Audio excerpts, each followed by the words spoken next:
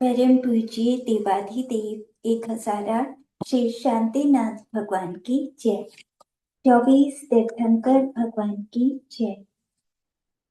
मंगलम भगवान वीरो मंगलम गौतमोगनि मंगलम कुंतुंतार्यो जैन धर्मोस्तु मंगलम सर्वमंगल मांगल्यम सर्वकल्याण कारकम प्रधानम सर्वधर्माणं जैनम जयतु शासनम जैनम जयतु शासनम।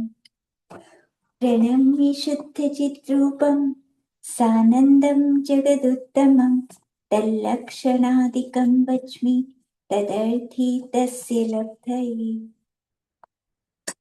तत्व ज्ञान तरंगिणी हम पढ़ रहे हैं। इसमें कल हमने पढ़ा था कि इस संसार में क्या कह रहे थे कि सारे पदार्थों को जान लिया, जीव अजीव सबको देखा, सबको जाना, लेकिन एक पदार्थ ऐसा बच गया जिसे कभी ना देखा ना जाना, और वो हूं मैं आत्मा। मतलब बाहर में तो सबको देख लिया, लेकिन जिस आत्मा से देखा उस आत्मा को ही जाना नहीं, आत्मा का पता ही नहीं। आत्मा नहीं हो तो बाहर की चीजें हम जान देख नहीं सकते। तो आत्मा से जानते हैं सबको, तो आत्मा को भी तो जानना चाहिए, लेकिन हमने आज तक जाना ही नहीं। देव राजाओं के वैभव, स्त्रियां, मुनिराज, मतलब व्यवहार की जो क्रियाएं हैं वो सब मैंने जान लिया। कहाँ कौन सा क्षेत्र है, नदी पर्वत, सब कुछ जाना, लेकिन शुद्ध आत्मा के स्वरूप को कभी भी नहीं जाना। स्वर्गों के चक्रवर्ती के सुख को तो सुख जाना, लेकिन आत्मा के सुख को कभी पहचाना ही नहीं।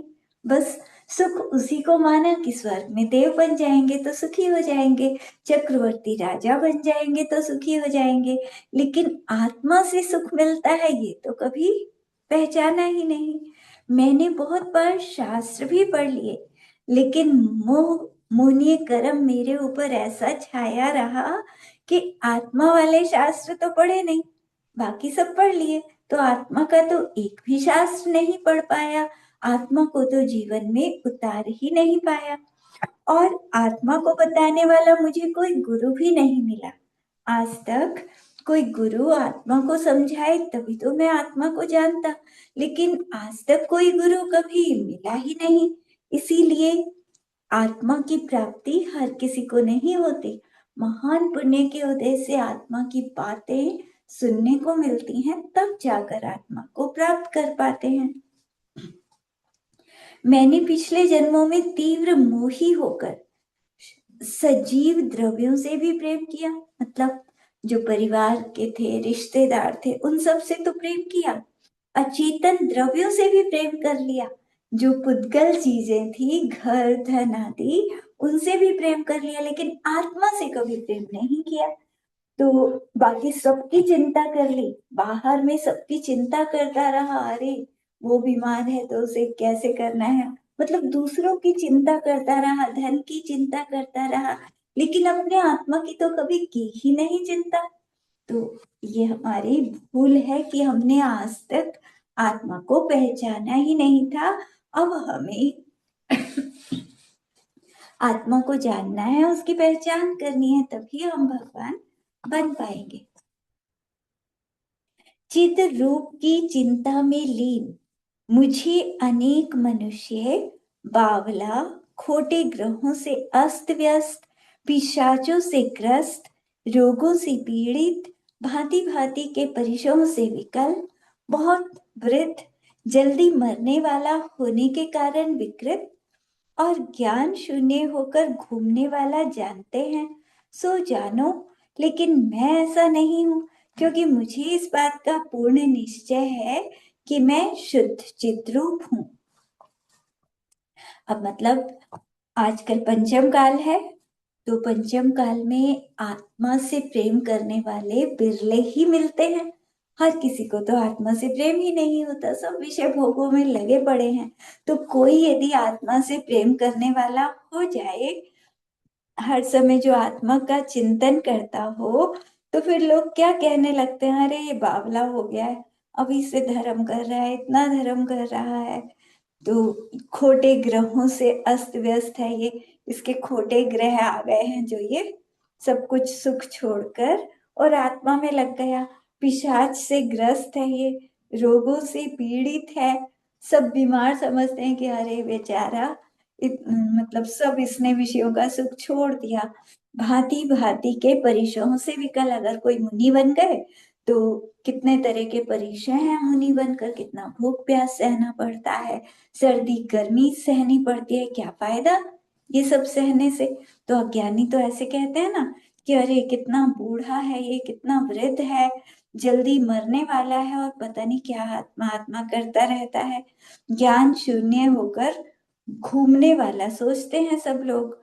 लेकिन मैं ऐसा नहीं हूं, मुझे तो पूरा विश्वास है कि मैं शुद्ध चिद्रूप हूं। तो लोग बोलने वाले कुछ भी बोले कि ये अभी से इतना धर्म में लग गया, इतना क्यों करता है, मना करते हैं सब।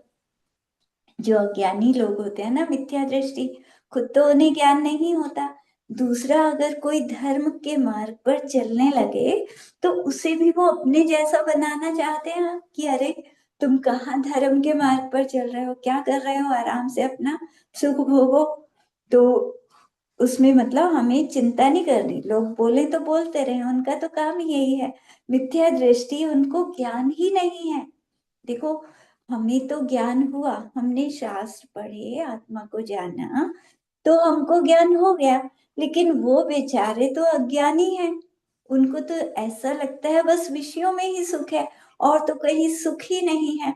उन्हें वो क्या जाने आत्मा का सुख, आत्मा का वैभव उनको पता ही नहीं। इसीलिए कोई कितना भी कहे, हमें उसके कहने से विचलित नहीं होना, हमें तो अपने में पक्का होना कि हमें ये दृढ़ श्रद्धान है कि मैं शुद्ध चैतन्य स्वभावी आत्मा हूं। इसी को भावार्थ कहते हैं कि मैं शुद्ध चिद्रूप हूं। ऐसा पूर्ण निश्चय हो जाने से जब मैं उस आत्मा को पाने के लिए उपाय करता हूँ तो मैं ऐहिक कृत्यों से संबंध छोड़ देता हूँ, मैं इधर उधर फालतू जाता नहीं, लोगों से बातें करना कम कर देता हूँ, संबंध छोड़ता हूँ। तो उस समय बहुत से मनुष्य मुझे उदासीन जानकर पागल कहते हैं। कोई कहता है कि इस पर खोटे ग्रहों ने कोप कर दिया, बहुत से कहते हैं अरे ये किसी पिशाच की झपट में आ गया है, पता नहीं क्या हो गया इसे। अनेक कहते हैं इसे कुछ रोग हो गया, बहुत से कहते हैं परिचय सहते सहते ये व्याकुल हो गया। एक कहता है कि अब ये बुढ़ा हो गया है, इसीलिए इसकी बुद्धि भ्रष्ट हो गई है। दूसरा कहता है अजी इसकी मृत्यु बिल्कुल समीप है, इसीलिए इसे कुछ विकार हो गया है। और अनेक कहते हैं ये बिना मतलब में मुंह उठाकर घूमता फिरता रहता है। लेकिन मेरा ऐसा कहने से कोई नुकसान तो है नहीं, कोई कुछ भी कहे मेरा क्या नुकसान, मुझे तो अपना कार्य करना है तो करना है, मुझे तो अपने आत्मा को पाना है तो पाना है। मुझे तो पता है ना कि आत्मा को पा लिया तो संसार के सब दुखों से बच जाऊंगा, भगवान बन जाऊंगा। अब इन्हें तो पता ही नहीं, ये शास्त्र पढ़ते नहीं, इनको ज्ञान नहीं, ये क्या जाने, ये तो ऐसे ही संसार में अभी भटकते रहेंगे। तो अज्ञानी मनुष्य हैं तो उन पर दया का भाव रखना है कि ये बेचारे कुछ मतलब जानते नहीं है, कब इनका ऐसा समय आए कि ये भी अपने आत्मा को जाने और ये भी भगवान बने। तो हमें तो उनके लिए अच्छी भावना रखनी है कि सब भगवान बने जल्दी से। तो हित अहित को जरा भी ना पहचानने वाले हैं, इनको बिल्कुल भी ज्ञान नहीं कि क्या करना चाहिए क्या नहीं करना चाहिए। तो मुझे तो इस बात का पक्का निश्चय है कि मैं शुद्ध चैतन्य स्वरूप हूँ। जिस समय स्व और पर का भेद विज्ञान हो जाता है उस समय शुद्धात्म दृष्टि से रहित यह जगत चित्त में ऐसा जान पड़ने लगता है मानो ये उन्मत्त और भ्रांत है। इसके दोनों नेत्र बंद हो गए हैं, दिग विमूढ़ हो गया है, गाढ़ निद्रा में सो रहा है, मन रहित असैनी, मूर्छा से बेहोश जल प्रवाह में बहा चला जा रहा है। ये बालक की तरह अज्ञानी है, मोह रूपी धूर्तों ने अपना सेवक बना लिया है, बावला और व्याकुल बना दिया है। तो क्या कहते हैं, कि जब हम अपना और पर का ज्ञान कर लेते हैं, जब हमें पता लगा कि मैं आत्मा हूं और ये सब पर है, तो शुद्धात्म दृष्टि से रहित ये जो संसार है, देखो अभी तो ये बताया था कि अन्य जो लोग होते हैं वो सम्यक दृष्टि ज्ञानी को क्या समझते हैं। अब ज्ञानी उनको क्या समझता है, तो वो बात बता रहे हैं कि जिनको आत्मा का ज्ञान नहीं, ऐसा ये सारा संसार ऐसा लगता है उस ज्ञानी जीव को कि सब उन्मत्त हो रहे हैं, भ्रम में जी रहे हैं। भ्रम से ही तो सबको अपना मान के बैठे हैं, घर मेरा, धन मेरा, सब कुछ मेरा। तो कितना बड़ा भ्रम है ये, भ्रम में डूबे हुए हैं, वास्तव में कुछ भी इनका नहीं है। तो उन्मत्त हो रहे हैं, इनके दोनों नेत्र बंद हो गए हैं, मतलब ये देख ही नहीं पा रहे कि यहाँ से मर के कहाँ जाएंगे, इनको ज्ञान ही नहीं है। ये कुछ धर्म ही नहीं कर रहे, अपना कल्याण कर सकते हैं इस मनुष्य जीवन में, आत्मा को जानकर सम्यक दर्शन प्राप्त करके भगवान बन सकते हैं। लेकिन ऐसा लगता है इनकी तो दोनों आंखें ही बंद हो गई हैं, इनको दिखते हुए भी कुछ दिखता नहीं है। ये इसी संसार को अच्छा समझ रहे हैं, इसी में लगे पड़े हैं। तो दिग विमूढ़ हो गया है ये पूरा संसार, गाढ़ निद्रा में सो रहा है। मनुष्य बनकर, जैन बनकर, तब भी गहरी निद्रा में सोए पड़े हैं सब। किसी को अपने आत्मा का ज्ञान नहीं है, सबका आत्मा, सब अपने आप को शरीर समझ के बैठे हैं, सब पुद्गल द्रव्यों को और जीव द्रव्यों को अपना मान के बैठे हैं। आत्मा का कोई पता नहीं, बिल्कुल गहरी निद्रा में सोए पड़े हैं सारे। मन रहित असैनी की तरह बन रहे हैं, जैसे असैनी जीव होते हैं बिना मन वाले, तो उनको आत्मा का ज्ञान हो ही नहीं सकता। ये सब भी तो उसी तरह बन रहे हैं कि मतलब जैन बनकर, सैनी बनकर भी इन्होंने क्या कर लिया। अगर आत्मा को नहीं जाना तो ये असैनी की तरह ही हो गए, उन्हीं छोटे जीवों की तरह हो गए, मूर्छा से बेहोश, बिल्कुल जैसे कोई मूर्छित हो जाता है उस तरह इनका आत्मा बेहोश पड़ा है। इनको कोई ज्ञान नहीं अपना कि मैं कौन हूँ, कहाँ से आया हूँ, मुझे क्या करना चाहिए, कोई ज्ञान नहीं, बिल्कुल बेहोश की तरह पड़े हैं। जल प्रवाह में बहे चले जा रहे हैं, बस जैसे संसार चल रहा है ऐसे ये चल रहे हैं, पापों में लगे पड़े हैं और इनको कोई ज्ञान नहीं हो रहा आत्मा का, बालक की तरह अज्ञानी है। ये सारा संसार, जैसे छोटे बच्चे को ज्ञान नहीं होता ऐसे इनको, इतने बड़े हैं लेकिन इन्हें ज्ञान ही नहीं है बिल्कुल आत्मा का। मोह रूपी धूर्तों ने अपना सेवक बनाया हुआ है इन्हें। ये कर्मों ने बिल्कुल अपने अधीन किया हुआ है, जैसा कर्म कराते हैं वैसे करते रहते हैं, मोह से दुखी होते रहते हैं, कोई मर जाए तो रोते रहते हैं उससे मोह कर करके। तो पूरा मोहनीय कर्म के सेवक बने पड़े हैं। तो बावले की तरह हैं ये, व्याकुल, मतलब मोहनीय कर्म ने इन्हें व्याकुल बना रखा है, हर समय आकुलता करते रहते हैं, कभी धन के लिए, कभी किसी के कोई बीमार हुआ उसके लिए, मतलब पर को अपना मानकर कितने आकुलित रहते हैं। ये पूरा संसार ज्ञानी को, जिसे अपने आत्मा का ज्ञान हो गया, तो उसे ये सारा संसार अज्ञानी लगता है कि इनको ज्ञान क्यों नहीं है। मतलब मन में ये भाव आता है कि इनको भी तो ज्ञान होना चाहिए, ये बिल्कुल मूर्ख की तरह पड़े हुए हैं, अज्ञानी बन के बैठे हैं, ये इतना कुछ कर सकते हैं, सबके अंदर योग्यता है भगवान बनने की, लेकिन कुछ करते ही नहीं, बस धन कमाने में और विषयों में लगे पड़े हैं, अपने आत्मा के लिए समय निकालते ही नहीं। इसी का भावार्थ पढ़ते हैं। यदि शुद्धात्म दृष्टि से देखा जाए तो वास्तव में ये जगत उन्मत्त, भ्रांत, भ्रम में जी रहा है, उन्मत्त है, मूर्छित, बेहोश की तरह है, सुप्त, सोए हुए के समान है और आकुलित है। स्वरूप के ज्ञान होने से ये ऐसा ही भासने लगता है, जैसे आत्मा का ज्ञान हो जाए तो उसे सारा संसार ऐसे ही दिखता है कि सब मतलब फालतू की चीजों में लगे पड़े हैं। इतना कीमती मनुष्य जीवन, मतलब ये समझो कि मनुष्य जीवन का एक एक क्षण बहुत कीमती है, लेकिन हम उसको ऐसे ही बर्बाद कर रहे हैं। जैसे वो था ना कि एक राजा जंगल में गया तो वहां पर वो फंस गया। तो उसे बहुत तेज प्यास लगी थी और वो रास्ता भूल गया था। और एक लकड़हारा कहीं मिला, उसने उसे पानी पिलाया। तो राजा उससे बहुत खुश हुआ। उसने उस लकड़हारे को चंदन का बाग दिया, पूरा चंदन का बाग दे दिया। अब उसको तो पता ही नहीं था चंदन के बाग का। उसने रोज लकड़ियां काटी उसकी और बेचता रहा। 4 साल बाद राजा को याद आया, मंत्री से कहा जरा देख कर तो आओ, अब तो वो बहुत अमीर हो गया होगा। तो मंत्री जाता है, सिर्फ 2-3 पेड़ बचे थे, बाकी सब काट दिए थे उसने। तो वो समझ गया कि इसको पता ही नहीं था कि ये चंदन की लकड़ी है। तो उसने कहा "अ, कि कैसे हो"। वो बोला ठीक है, लकड़ियां बेच के अपना गुजारा कर लेता हूँ, वही टूटी फूटी खाट पे बैठा था। तो मंत्री कहता है, उसे छोटी छोटी चंदन की 2-3 लकड़ी देता है और कहता है इसे पंसारी के पास बेच कर आओ। तो पंसारी के पास ले जाता है। तो वो क्या करता है, उसे मतलब बहुत सारे रुपए दे देता है उस लकड़ी के। तो वो देखकर तो वो परेशान हो जाता है, मंत्री के पास आके कहता है अरे ये छोटी सी लकड़ी और इतने रुपए आ गए इसके, और मैंने तो सारी लकड़ी काट काट के उसका कोयला बना बना कर बेच दी, सारी बर्बाद कर दी, मैं तो बर्बाद हो गया।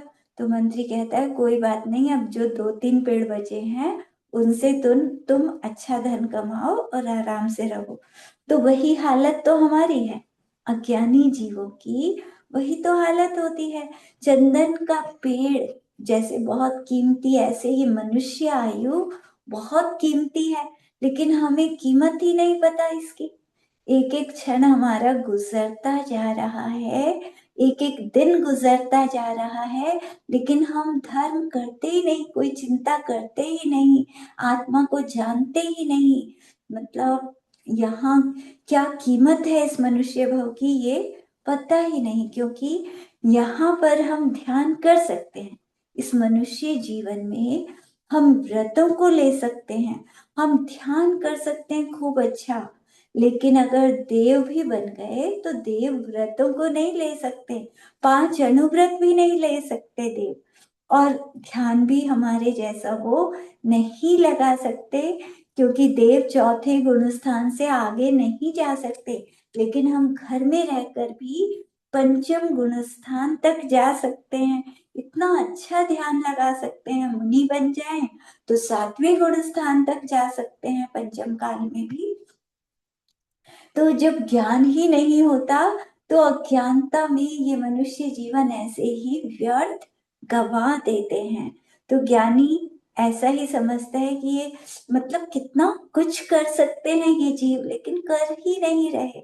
सब लगे पड़े हैं विषयों में, उनको बुलाओ भी धर्म करने के लिए तो आते नहीं, करना ही नहीं चाहते। तो स्वरूप के ज्ञान होने से संसार ऐसा ही दिखता है ज्ञानी को, ठीक भी है, क्योंकि भेद विज्ञानी का लक्ष्य शुद्ध चिद्रूप की तरफ रहता है और संसार अपने अपने अभीष्ट लक्ष्य को लेकर काम करता है। सब अपने अपने लक्ष्य में लगे रहते हैं, किसी को घर बनाना है, किसी को कुछ खरीदना है, बस उन्हीं कामों में लगे रहते हैं, उन्हीं के लिए धन जोड़ते रहते हैं। तो आपस में दोनों का विरोध है, इसीलिए भेद विज्ञानी को संसार की स्थिति अवश्य ही विपरीत लगनी चाहिए। तो भेद विज्ञानी को पता होना चाहिए कि ये संसार की स्थिति बिल्कुल उल्टी है। हाँ, मतलब उसे पता ही होता है कि जैसा मैंने आत्मा का आनंद लिया है और इन्हें तो कुछ ज्ञान ही नहीं है, इनका आत्मा तो बिल्कुल सोए हुए की तरह है। जिस तरह स्त्रियों को अपना स्वामी, बलभद्रों को नारायण, राजाओं को पृथ्वी, गायों को बछड़े, चकवियों को सूर्य, चातकों को मेघ का जल, जलचर आदि जीवों को तालाब आदि, मनुष्यों को अमृत, देवों को स्वर्ग और रोगियों को वैद्य बहुत प्यारा लगता है, अच्छा लगता है, उसी तरह मुझे शुद्ध चिद्रूप का नाम भी परम प्रिय लगता है। इसका तो नाम लेके ही आनंद आ जाता है, अपने आत्मा को सोच कर ही आनंद आता है। सिद्ध भगवान के जैसा मेरा आत्मा। इसीलिए मेरी ये कामना है कि मेरा प्यारा यह शुद्ध चिद्रूप सदा मेरे हृदय में विराजमान रहे। तो आत्मा कैसे प्यारा लगता है? जैसे स्त्रियों को अपना पति प्यारा होता है, उस तरह से मुझे अपने आत्मा से प्रेम है। बलभद्र जो होते हैं, नारायण उनके भाई होते हैं, तो बलभद्र और नारायण में बहुत ज्यादा, सबसे ज्यादा प्रेम होता है। तो 6 महीने तक नारायण जब मर जाता है, तो बलभद्र उसके मरे हुए शरीर को भी 6 महीने तक कंधे पर लेकर घूमते रहते हैं। तो जैसे बलभद्र को नारायण से प्रेम होता है, ऐसे मुझे अपने आत्मा से प्रेम है। जैसे राजाओं को पृथ्वी से प्रेम होता है, उन्हें ज्यादा से ज्यादा अपना मतलब जो राज्य होता है उससे बहुत प्रेम होता है। गायों को अपने बछड़े से प्रेम होता है, उसी तरह मुझे अपने आत्मा से प्रेम है। चकवियों को सूर्य से सूर्य अच्छा लगता है, चातकों को मेघ का जल, जलचर आदि जीवों को तालाब जैसे अच्छा लगता है, मनुष्यों को जैसे अमृत अच्छा लगता है, उसी तरह मुझे अपना आत्मा बहुत अच्छा लगता है। देवों को जैसे स्वर्ग अच्छा लगता है, और बीमार व्यक्तियों को वैद्य अच्छा लगता है, क्योंकि वो दवाई देता है तो उससे वो ठीक रहते हैं कुछ। तो उसी तरह मुझे मेरा आत्मा अच्छा लगता है। मेरा आत्मा मिल गया तो यही स्वर्ग है। मुझे वो देवों के स्वर्ग की जरूरत नहीं है। मेरा आत्मा तो सब कुछ है। आत्मा मिला तो सब कुछ मिला, आत्मा नहीं तो कुछ भी नहीं। तो जैसे रोगियों को वैद्य अच्छा लगता है कि बीमारी दूर करता है, उसी तरह ये आत्मा, आत्मा के पास आते ही तो सारे दुख, चिंताएं, आकुलताएं सब खत्म हो जाती हैं। सब भूल जाता हूँ इस संसार में। जो भी कर्मों का उदय हो, तो आत्मा को स्मरण करना है। आत्मा को स्मरण करते ही वो सब भाग जाते हैं इधर उधर विकल्प। तो इसीलिए मेरी इच्छा है कि मेरा प्यारा ये शुद्ध आत्मा सदा मेरे हृदय में विराजमान रहे। मैं कभी भी इस आत्मा को भुलाऊं ना।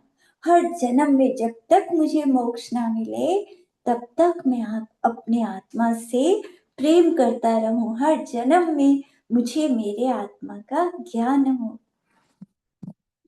जिस समय मैं शुद्ध चिद्रूप के चिंतन में लीन हो जाऊं, उस समय दृष्ट मनुष्य यदि मुझे निरंतर शाप दें तो दें, मेरी चीज चुराएं तो चुरा लो, मेरे शरीर के टुकड़े टुकड़े करके मारे, ताड़े, छेदें, मुझे रोग उत्पन्न करें, मेरी हंसी करें, जला दें, निंदा करें, आपत्ति करें, पीड़ा करें, करते रहो।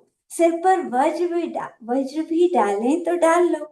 अग्नि, समुद्र, पर्वत, कीचड़, कुआं, वन पृथ्वी पर उठाकर फेंक दें तो फेंक दो।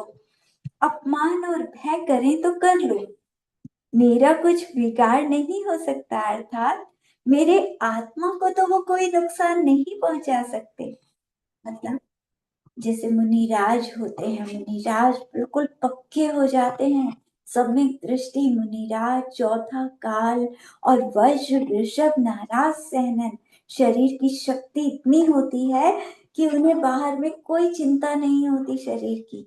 तो ऐसी भावना करते हैं कि जब मैं आत्मा में लीन हो जाऊं, आत्मा के ध्यान में, उस समय कोई मनुष्य शाप भी दे रहा है तो दे दे, क्या फर्क पड़ता है।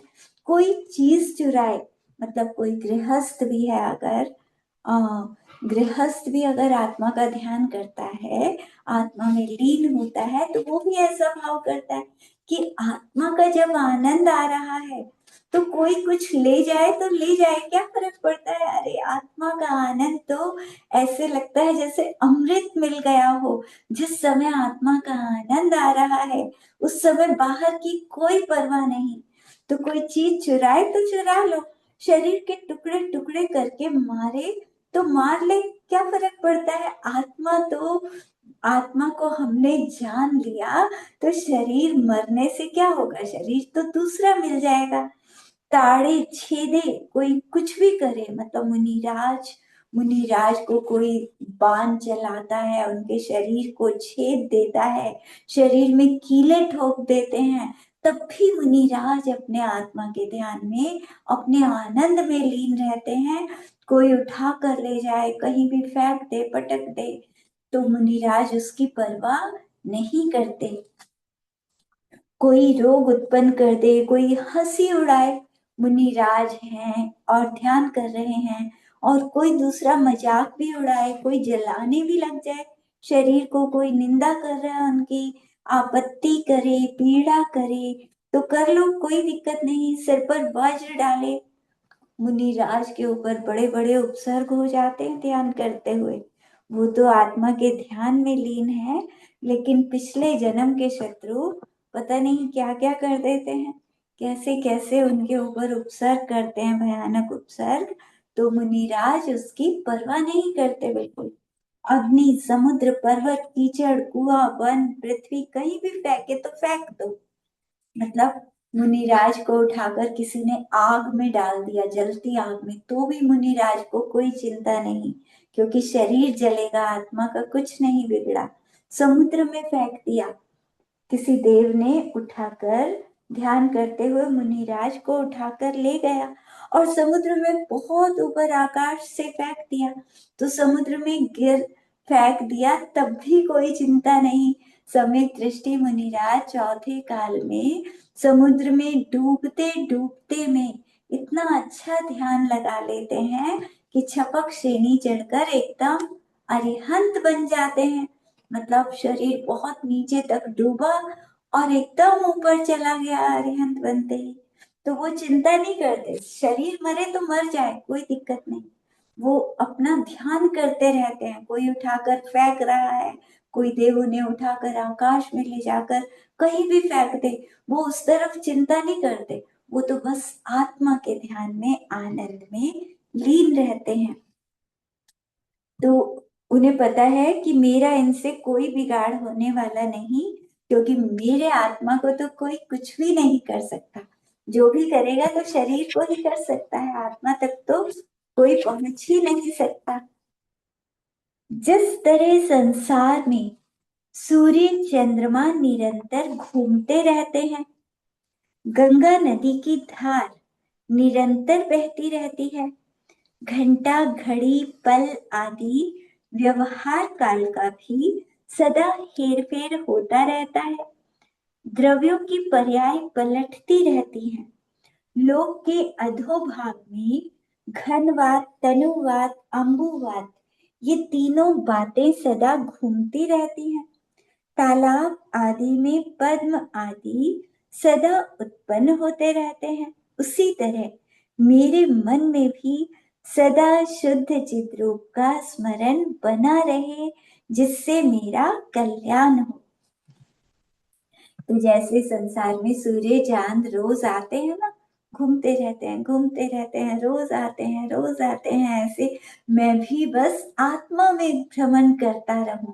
वो सुमेरु पर्वत के चारों तरफ घूम रहे हैं, और मैं अपने आत्मा के इर्द गिर्द बस आत्मा को ही देखता रहूं, जब भी याद आए थोड़ी थोड़ी देर में अपने आत्मा के करीब आता रहूं, आत्मा को स्मरण करता रहूं।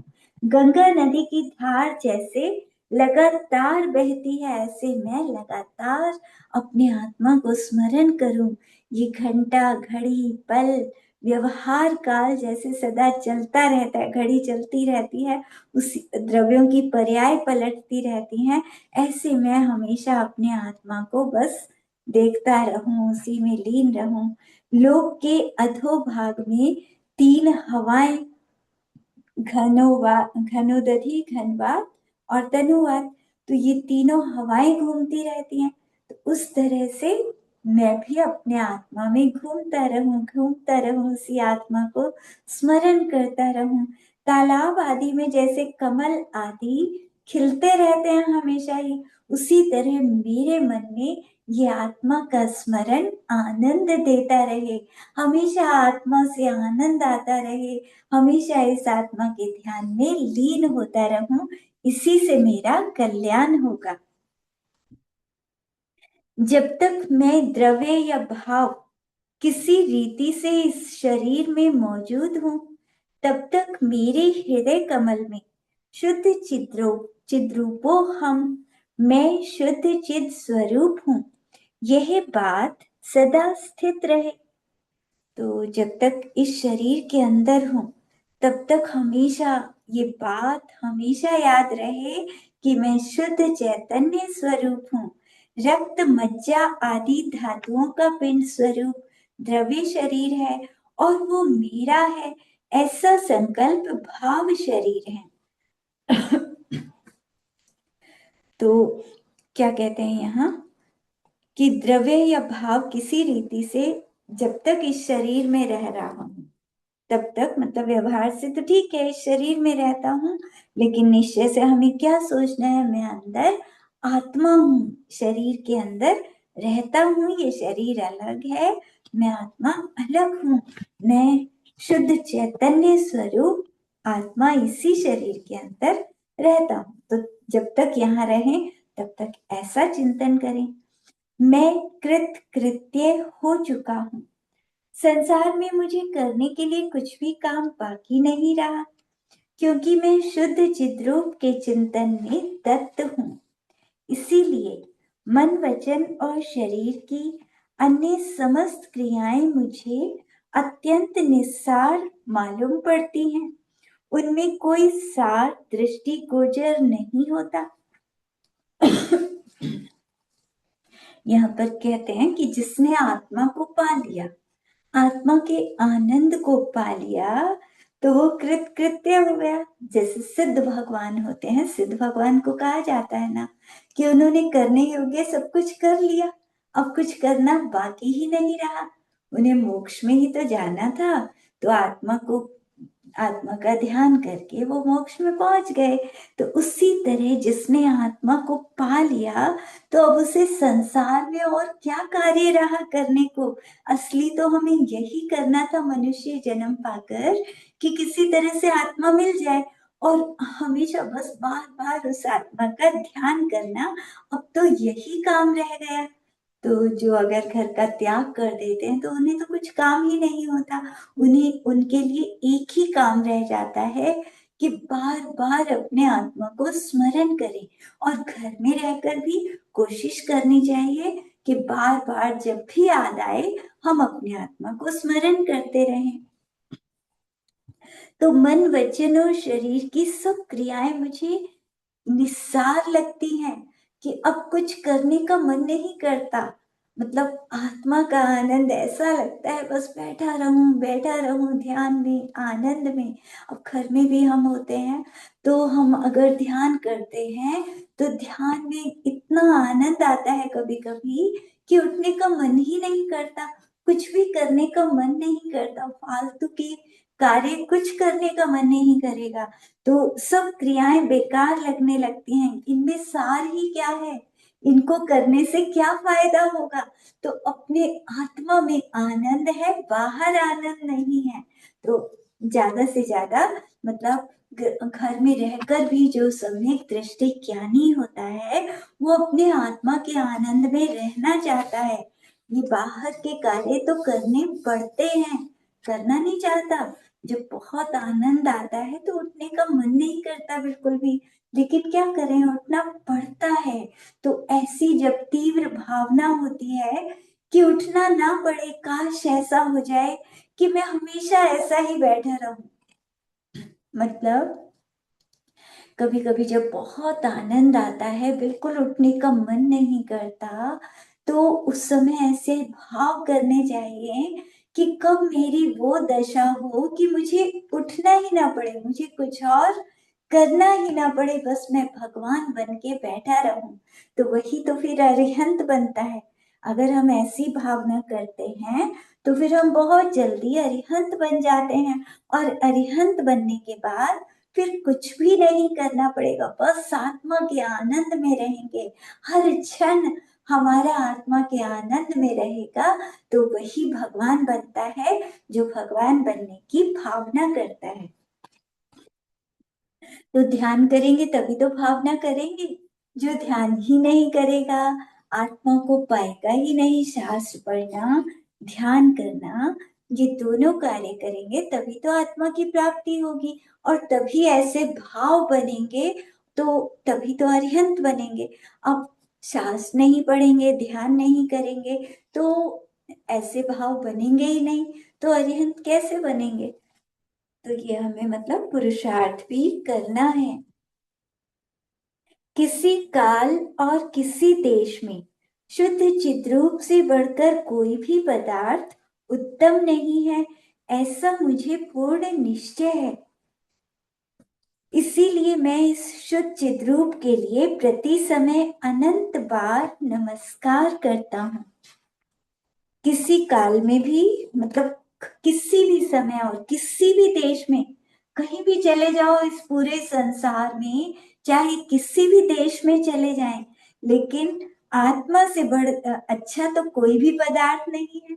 बाहर की सब चीजें आत्मा से अच्छा कुछ भी नहीं हो सकता। तो सबसे प्रिय अपना आत्मा है, ऐसा मुझे पूर्ण निश्चय है। इसीलिए मैं इस शुद्ध चिद्रूप के लिए अनंत बार नमस्कार करता हूँ, क्योंकि ये अंदर जो आत्मा बैठा है, ये भविष्य का सिद्ध भगवान है। और इसको बार बार नमस्कार करेंगे अपने अंदर के आत्मा को, तो हम भगवान बनेंगे, जल्दी भगवान बनेंगे। तो बार बार नमस्कार करना चाहिए। बाहर के भगवान को तो नमस्कार करते ही हैं, अपने अंदर के परमात्मा को भी बार बार नमस्कार करना है। सुबह उठते ही पहले भगवान को नमस्कार करते हैं, और साथ साथ अपने आत्मा को भी नमस्कार करना। तो जितना इस आत्मा की भक्ति करेंगे, बार बार नमस्कार करेंगे अपने आत्मा को, तो उतनी ही जल्दी हम भगवान बन पाएंगे। बाह्य आभ्यंतर परिग्रह शरीर, सुरेंद्र और नरेंद्र का पद, कर्म बंध आदि भाव, विद्या विज्ञान कला कौशल, शोभ बल, जन्म इंद्रियों का सुख, कीर्ति रूप प्रताप, राज्य पर्वत नाम वृक्ष, काल आश्रव, पृथ्वी परिवार वाणी, मन वाहन, बुद्धि दीप्ति तीर्थंकर बना, ये सब पदार्थ चलायमान है, अनित्य है। ये सब हमेशा रहने वाले नहीं है। केवल शुद्ध चिद्रूप नित्य है। ये आत्मा ऐसा है जो हमेशा रहता है, ऐसा ही रहता है। सर्व उत्तम है, मतलब पूरे संसार में सर्वोत्तम है। इसीलिए सब पदार्थों का ध्यान छोड़कर इसी का ध्यान करो। तो क्या क्या बताया? अनित्य, बाह्य आभ्यंतर परिग्रह, ये जितना भी हमारे पास परिग्रह है घर में जो भी है, और अंदर में मतलब क्रोध मान माया लोभ राग द्वेष, ये सब परिग्रह सब अनित्य हैं। कुछ भी हमेशा रहने वाला नहीं है। ये शरीर भी नहीं रहेगा। सुरेंद्र या नरेंद्र का पद, स्वर्गों में बड़े इंद्र बन गए, तो इंद्र को भी मरना पड़ता है।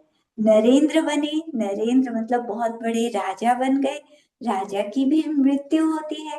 कर्म बंध, ये कर्म बंध है, ये भी हमेशा नहीं रहेगा। हम आत्मा को जानेंगे तो कर्म बंधन भी छूटेगा। तो विज्ञान कला कौशल, शोभ बल जन्म इंद्रियों का सुख, ये सब नश्वर है।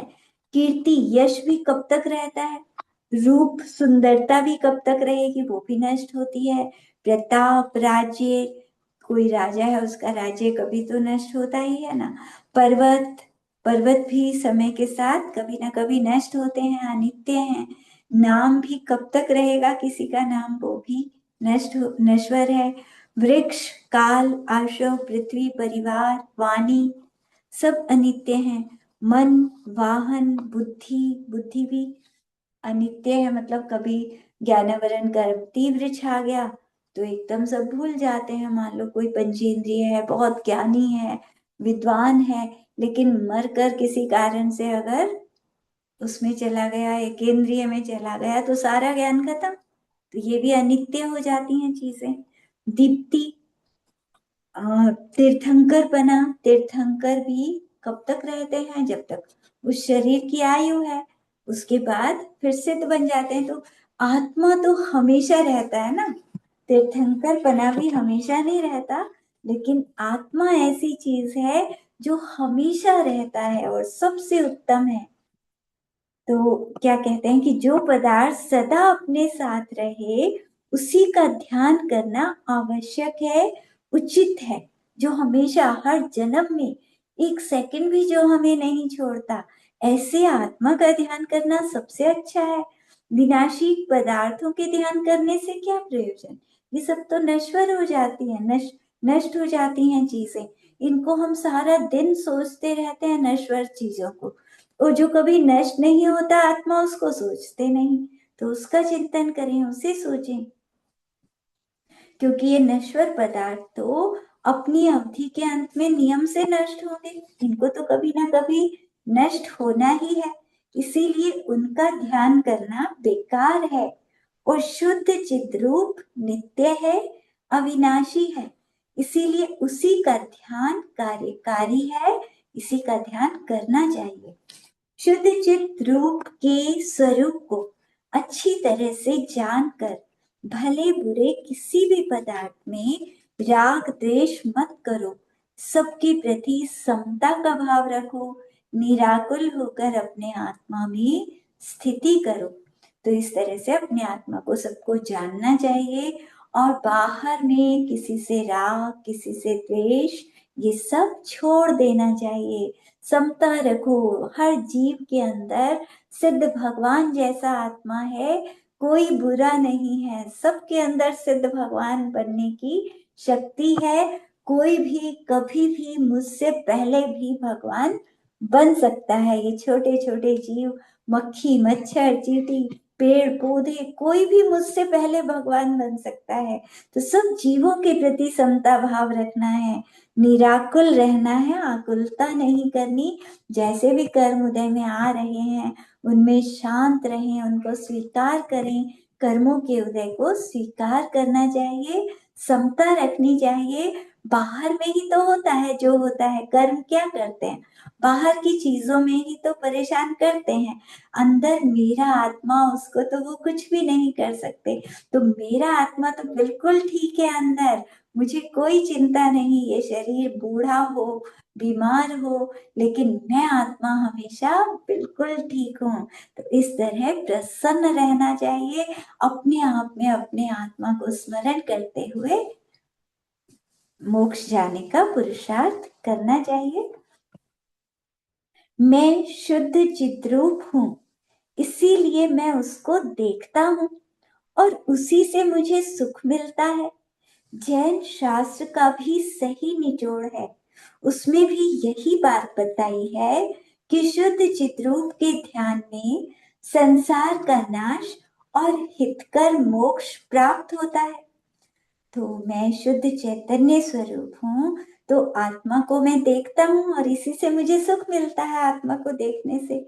जैन शास्त्रों का निचोड़ यही तो है, आत्मा। सारे शास्त्र हमें क्या कहते हैं? आत्मा तक ही तो पहुंचाते हैं। सारे शास्त्रों का सार सम्यक दर्शन है, और सम्यक दर्शन आत्मा के ध्यान से होता है।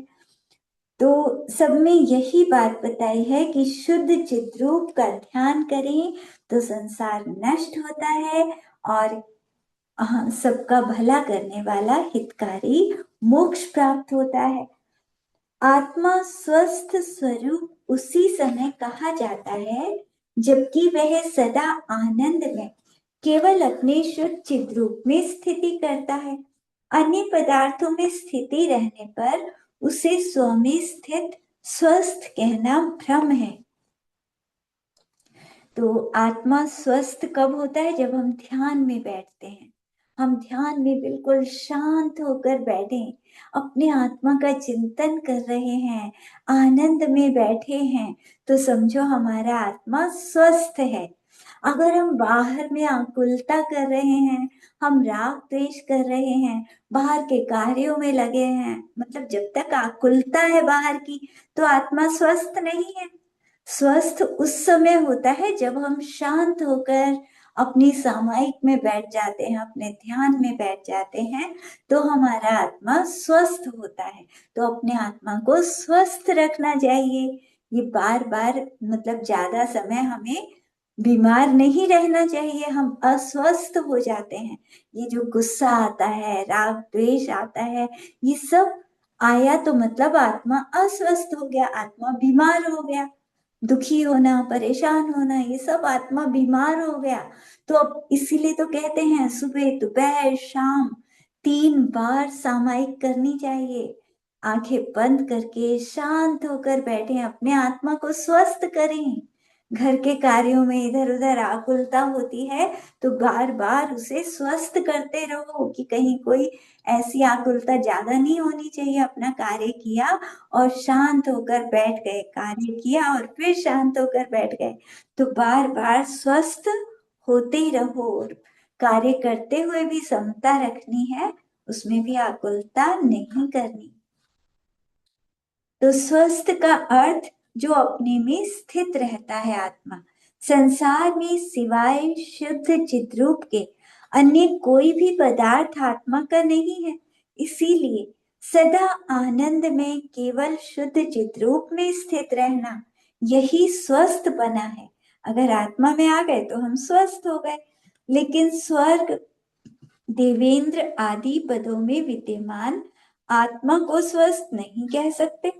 अब स्वर्ग में जो आत्मा है, या देवों का जो आत्मा है, देवों के इंद्रों का, तो उनके आत्मा को स्वस्थ नहीं कहेंगे। वो पर में लगे रहते हैं, पर में आकुलित हैं, तो वो स्वस्थ कहाँ है। आचार्य कुनकुन जी ने कहा है ना एक जगह कि मुझे तो ये नरक के नारकी और स्वर्गों के देव दोनों एक जैसे दुखी दिखाई देते हैं। मतलब नारकी और देवों को एक जैसा दुखी कह दिया, क्योंकि देव भी आकुलित तो रहते हैं, वो सुखों में आकुलित हैं, ये नरक में दुखों में आकुलित हैं। तो अपने आत्मा में तो आए नहीं ना। आत्मा का जो सुख है, जो आनंद है, वो तो मनुष्य गति में ही पा सकते हैं। तो स्वस्थ तो तब होंगे ना जब अपने आत्मा में शांत भावों में, अपने आनंद में डूबेंगे, तब हमारा आत्मा स्वस्थ होगा। नहीं तो आकुलता ही रहती है। इंद्रियों का जो सुख है वो वास्तव में सुख नहीं है, वो आकुलता है। तो स्वस्थ का अर्थ अपने में स्थित रहने वाला होता है। जिस तरह पृथ्वी में मेरु पर्वत निश्चल रूप से गड़ा हुआ है, जरा भी उसे कोई हिला डुला नहीं सकता, उसी तरह मेरी भी ये कामना है कि जब तक इस शरीर का संबंध नहीं छूटता, तब तक इसी आत्मिक शुद्ध चिद्रूप में मेरा भी परिणाम निश्चल रूप से स्थित रहे, जरा भी इधर उधर ना भटके। तो सुमेरु पर्वत कितनी तेज हवाएं तूफान हो, सुमेरु पर्वत तो कभी हिलने वाला है नहीं। तो उसी तरह भावना की है कि जब तक इस शरीर से संबंध ना छूटे, तब तक मैं भी अपने आत्मा में स्थित रहूं, इधर उधर ना भटकूं, पर को अपना ना मानो। जिस तरह प्राग भार नाम की 8वीं पृथ्वी में अत्यंत शुभ सिद्ध शिला निश्चल रूप से विराजमान है, उसी तरह मेरे मन की परिणति भी इस शुद्ध चिद्रूप में निश्चल रूप से स्थित रहे। तो प्राग भार, ईशत प्राग भार 8वीं पृथ्वी है ना सिद्ध शिला की। तो जैसे वो सिद्ध शिला हमेशा वही रहती है निश्चल, वो कहीं वहां से हिलने वाली नहीं है, उसी तरह मेरे मन की परिणति अपने आत्मा में ठहर जाए, बिल्कुल निश्चल हो जाए, कोई उपयोग इधर उधर ना जाए, मैं शांत अपने आत्मा में लीन हो जाऊं, ऐसी भावना की गई है। ऐसी भावना हमें करनी चाहिए। इसको पढ़ते हुए हम अपने मन में ऐसी भावनाएं करेंगे, तो अवश्य वो समय आएगा कि जब हम इस तरह से आत्मा में लीन हो जाएंगे। जिस तरह कल्याणकारी सिद्ध क्षेत्र से सिद्ध भगवान किसी रीति से चलायमान नहीं हो सकते, उसी तरह उत्तम मुनियों के निर्मल मन भी शुद्ध चिद्रूप के ध्यान से कभी चल विचल नहीं हो सकते। तो जैसे सिद्ध क्षेत्र होते हैं जहां से सिद्ध बनते हैं, जैसे समीर शिखर है, तो समीर शिखर जिसे तीर्थंकर भगवान वहीं ऊपर मोक्ष में विराजमान है, तो भगवान सिद्ध भगवान कभी वहां से हिल सकते हैं क्या कि कहीं और चले जाएं? जहां सिद्ध भगवान चले गए, जहां जो भगवान विराजमान हो गए, तो वहीं पर रहते हैं, बिल्कुल भी वहां से जरा सा भी इधर उधर नहीं होते। तो उसी तरह उत्तम सम्यक दृष्टि जो मुनिराज होते हैं, तो उनके निर्मल मन भी शुद्ध आत्मा के ध्यान से कभी चल विचल नहीं होते। वो भी अपने आत्मा में ऐसा लीन हो जाते हैं जैसे सिद्ध भगवान एक ही जगह पर विराजमान रहते हैं। मुनिगण इस रूप से शुद्ध चिद्रूप के ध्यान का अभ्यास करते हैं कि उनका उनका मन शुद्ध चिद्रूप के ध्यान में सदा निश्चल रूप से स्थित बना रहे, जरा भी इधर उधर चल विचल ना हो सके। तो इस तरह से मुनिराज अपने आत्मा का बहुत अभ्यास करते हैं ध्यान का, ताकि उनका आत्मा, उनका जो मन है वो आत्मा के ध्यान में ही लगा रहे, इधर उधर ना जाए बिल्कुल भी। सुख दुख में, उग्र रोग और भूख प्यास आदि के भयंकर उपद्रवों में तथा मनुष्यकृत, देवकृत, तिर्यंशकृत, अचेतनकृत 4 प्रकार के उपसर्गों में मैं शुद्ध चिद्रूप का ही चिंतन करता रहूं, मुझे उनके उपद्रव से उत्पन्न वेदना का जरा भी अनुभव ना हो। कितना ही सुख दुख आए तो मैं शांत रहूं दोनों में। उग्र रोग, कितनी बड़ी बीमारी आ जाए, भयानक रोग आ जाए, फिर भी मुझे वेदना का अनुभव ना हो, मतलब मैं अपने आत्मा का चिंतन करूं बीमारी में भी। हे भगवान, मुझे इतनी शक्ति देना कि बड़ी से बड़ी बीमारी में भी कभी भी मैं अपने आत्मा को ना भूलूं। भूख प्यास का उपद्रव हो, मनुष्य कोई उपसर्ग करे, अब मुनिराज होते हैं, मुनिराज के ऊपर कोई मनुष्य भी उपसर्ग कर देता है, और कोई देव भी उपसर्ग कर देते हैं, कोई जानवर आकर शरीर खाने लगता है, या अचेतनकृत अपने आप से जो प्राकृतिक उपसर्ग हो जाते हैं, तो इस तरह 4 प्रकार का उपसर्ग भी हो जाए तो मैं अपने आत्मा का ही चिंतन करूं मुनि बनकर, बस इस उपद्रव का पता ही ना चले, इतना आत्मा में डूब जाऊं कि बाहर में दूसरों को लगे कि इनको बहुत दर्द हो रहा होगा, लेकिन मुझे दर्द का बिल्कुल भी ना पता लगे। मैं इतना आनंद में डूब जाऊं, आत्मा के आनंद में, कि मुझे दर्द का एहसास ही ना हो। इस संसार में मैं अनादि काल से घूम रहा हूँ। हाय, मैंने कभी भी शुद्ध चित रूप में अपना मन निश्चल रूप से नहीं लगाया, इसीलिए मुझे अनंत दुख भोगने पड़े। कभी अपने आप को अपने मन को लगाया ही नहीं आत्मा में, इसीलिए तो नरकों में, तिर्यंचों में कौन से दुख हैं जो मैंने नहीं भोगे। यदि मैं संसार के कार्यों से मन हटाकर आत्मा में लगा लेता तो मुझे ये दुख नहीं सहने पड़ते। जो पुरुषोत्तम महात्मा आज तक मोक्ष गए या जा रहे हैं या जाएंगे, इसमें कोई संदेह नहीं, उन्होंने अपना मन शुद्ध चिद्रूप के ध्यान में निश्चल रूप से लगाया, लगा रहे हैं और आगे चलकर लगाते रहेंगे। तो जो आत्मा में अपना ध्यान लगाते हैं वही तो मोक्ष जाते हैं, जो आत्मा में ध्यान नहीं लगाएंगे वो मोक्ष भी नहीं जा सकते। तो बिना शुद्ध चिद्रूप के ध्यान में चित्त लगाए मोक्ष कभी मिल नहीं सकता। इसीलिए जिन्होंने भी आत्मा में मन लगाया वो मोक्ष में चले गए। मन लगा रहे हैं इस समय जो विदेश क्षेत्रों में आत्मा में उपयोग लगा रहे हैं विजयार्थ पर्वतों पर, तो वो जा रहे हैं, और जो भविष्य में मन लगाएंगे वो भी अवश्य जाएंगे, इसमें कोई संदेह नहीं। जिस समय निश्चल मन से ये स्मरण किया जाता है कि मैं शुद्ध चिद्रूप हूँ, भाव मोक्ष तो उसी समय हो जाता है और द्रव्य मोक्ष क्रम क्रम से आगे चलकर होता है। तो निश्चल मन से हम सोचें कि मैं शुद्ध चिद्रूप हूँ, तो मतलब हमें मन में सोचना ही तो है, तो भाव से तो मोक्ष हो गया। मतलब हम अपने अंदर भविष्य के सिद्ध भगवान को चिंतन करें, भविष्य के सिद्ध भगवान हमारे अंदर बैठे हैं। तो मुनिराज ऐसा चिंतन करते हैं तो भाव मोक्ष उनको हो जाता है और द्रव्य मोक्ष क्रम क्रम से मतलब आगे बढ़कर जब वो अरिहंत बनते हैं और फिर सिद्ध बनते हैं तो द्रव्य मोक्ष भी हो जाता है। तो स्व और पर पदार्थों का भेद विज्ञान होना भाव मोक्ष है।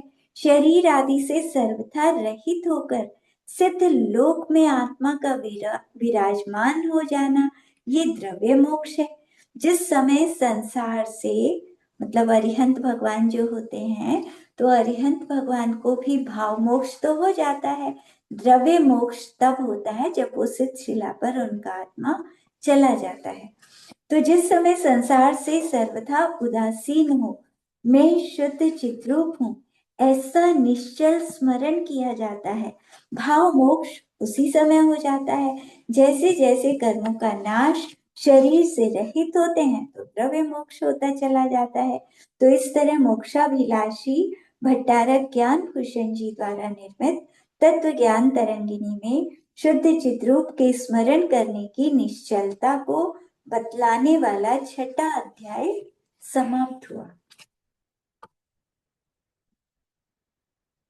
यदि अर्थ मात्रा वाक्य में पद में बड़ी त्रुटि हो कहीं, तो भूल से ही वह हुई, मैंने उसे जाना नहीं। जिन देववाणी तो क्षमा उसको तुरंत कर दीजिए, मेरे हृदय में देवी केवल ज्ञान को भर दीजिए, मेरे हृदय में देवी केवल ज्ञान को भर दीजिए। जावानी के ज्ञान ते सुझे लोकालोक, सोवानी मस्तक चढ़ो सदा दे तुम दोग। ही जिनवानी भारती तो ही जब दिन रैन, जो तेरी शरणा गए सो पावे सुख चैन।